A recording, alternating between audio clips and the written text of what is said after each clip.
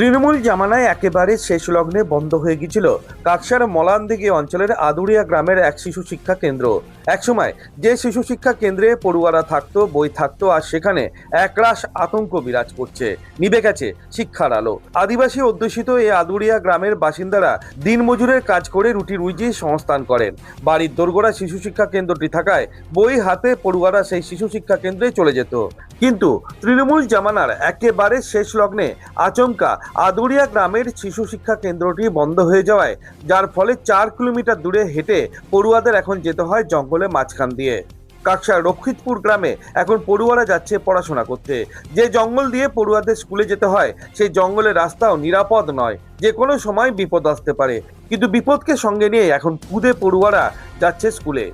প্রচুর সমস্যা হয়। এবার ঘরে যে একটা ছোট বাচ্চা, তারপর ওকে কি করে নিয়ে যাব, নিয়ে আসবো, জঙ্গলের রাস্তা, যাতায়াতের খুবই অসুবিধা। প্লাস এখানে স্কুলটা বন্ধ হয়ে গেলে আমাদের ছোট ছোট বাচ্চাদের খুবই অসুবিধা হয়, পড়াশোনাটা হচ্ছে না। গ্রামটাও তো একদম জঙ্গলের মাঝে। হ্যাঁ, একবারে জঙ্গলের মাঝে। মানে আপনারা তো সকলেই বেশিরভাগ দিনমজুরের সাথে। হ্যাঁ, দিনমজুরের সাথে। এবার ও বাড়িতে একটা ছোট বাচ্চা আছে, ওর বাবা কাজে যাবে নাকি স্কুল নিয়ে যাওয়া নিয়ে আসা করবে বাচ্চাদেরকে। একা তো যেতে পারে না, একা তো যেতে পারবে না।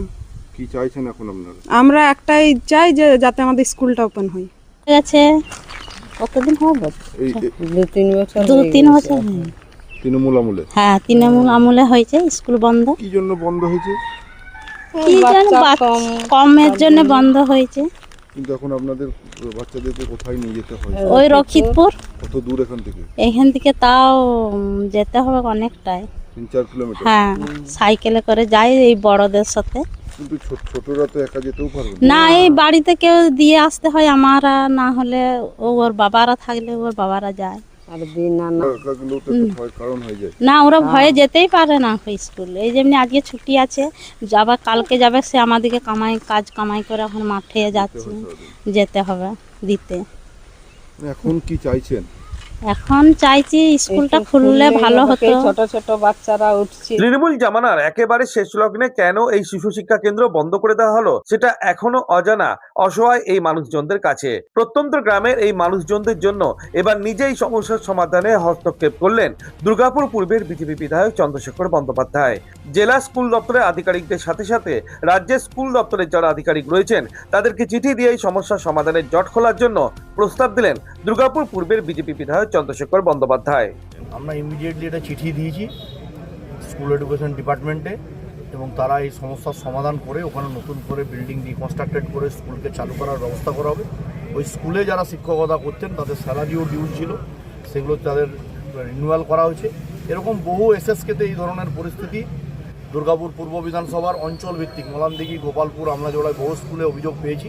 সেই অভিযোগগুলোকে যথাযথ দপ্তরে লিখিতভাবে জানিয়েছি। দপ্তরের মাধ্যমে এই ব্যবস্থাগুলোর সমাধান হবে।